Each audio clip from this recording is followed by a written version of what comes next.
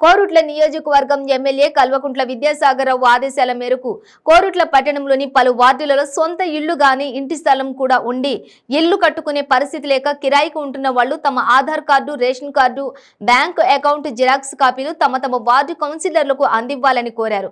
Ward ప్రజలు ఇప్పటికీ 4 సార్లు కోరిన అన్ని పత్రాలు ఇచ్చినా కూడా ఎలాంటి లాభం జరగడం లేదని స్థానికులు ఆగ్రహం వ్యక్తం చేస్తున్నారు. డబుల్ బెడ్రూమ్ జాబితాలో పేర్లు ఉన్నా ఇప్పటికీ కూడా అర్హులైన వారికి డబుల్ బెడ్రూమ్ ఇండ్లను కేటాయించలేదని వెంటనే ఇండ్లను కేటాయించాలని వార్డు ప్రజలు కోరుతున్నారు. ఇంటర్నెట్ నుంచి గ్రూప్లలో తిరగడం చూస్తున్నాము.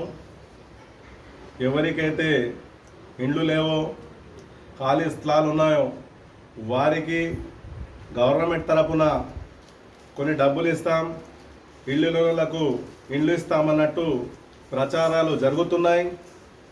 ఈ ప్రచారాల ద్వారా కొన్ని వాడకట్ల ప్రజలు తిరగకుండా ఇబ్బందికి గురవుతున్నారు. ఇది వాస్తవం ఒకవేళ ఉంటే దీన్ని గమనించి వాస్తవం ఏదైతే మీరు ఇస్తున్నారని చెప్తే వాడకట్ల ఎవరైతే బాధ్యత గల వ్యక్తులు ఉన్నారో వారికి మీరు మీటింగ్ పెట్టి చెబితే మనం వాడకట్టు ప్రజలకు తెలియపరుస్తాం. కాకపోతే ఇలా మార్నింగ్ నుంచి అయితే చాలా గ్రూప్లలో చూస్తున్నాము, ఇళ్ళకు ఇల్లు ఇస్తామని దాదాపుగా 9 సంవత్సరాలు అయిపోయింది. అక్కడ కట్టింది మాత్రం 80 ఇండ్లు, ఇచ్చింది మాత్రం 66 ఇండ్లు. ఇంకా 14 అనేటి ఎక్కడున్నాయో దేవునికి ఇరుకు. దయచేసి మీరు డబల్ బెడ్రూమ్ ఇల్లు గిట్ట ఇస్తే ఆల్రెడీ ఎలిజిబుల్ లిస్ట్ ఇక్కడ ఉన్నది. దాదాపుగా 50 మందికి వస్తే 2కే వచ్చింది. మరి వీరికి ఇచ్చిన తర్వాత మిగతా వారి దగ్గర నుంచి మీరు పత్రాలు తీసుకుంటే బాగుంటుంది. ఈ 3-4 సంవత్సరాల నుంచి దాదాపుగా 9 ఇండ్లకే 4 టైమ్స్ నేను జిరాక్స్ కాపీలు తీసుకోవడం జరిగింది.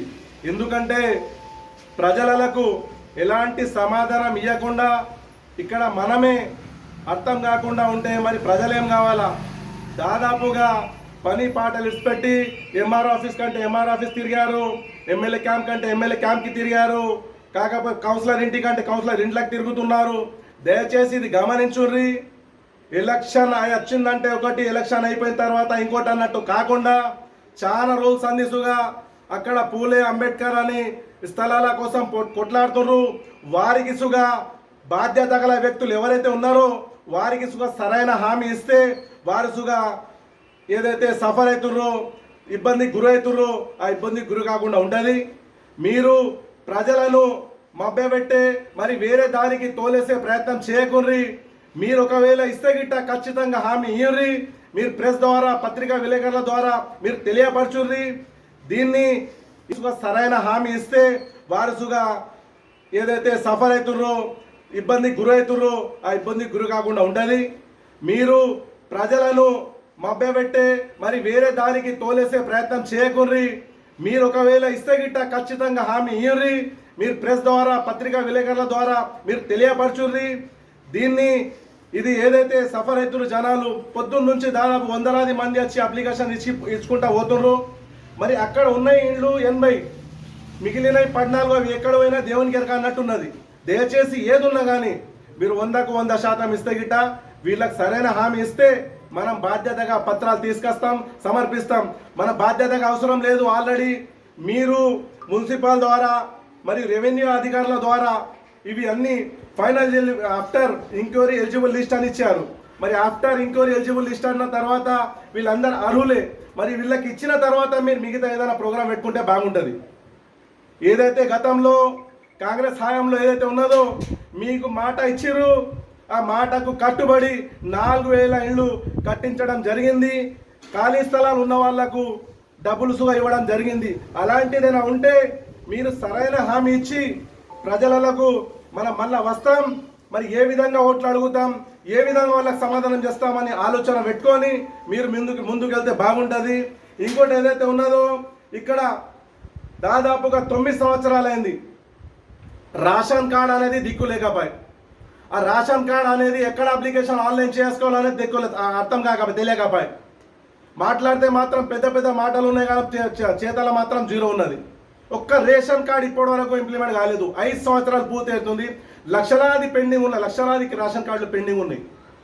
దాని ద్వారా ఏదో లాభం పడతారు, ఆరోగ్యశ్రీకి కానీ మళ్ళీ ఏదో పనికి కానీ ఆ కార్డు అనేది అడుగుతుర్రు.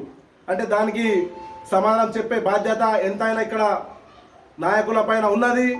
ఏదైతే హామీ మొన్నటికి మొన్న హామీ ఇచ్చి కర్ణాటకలో తప్పకుండా హామీ నెరవేర్చుకున్నారు.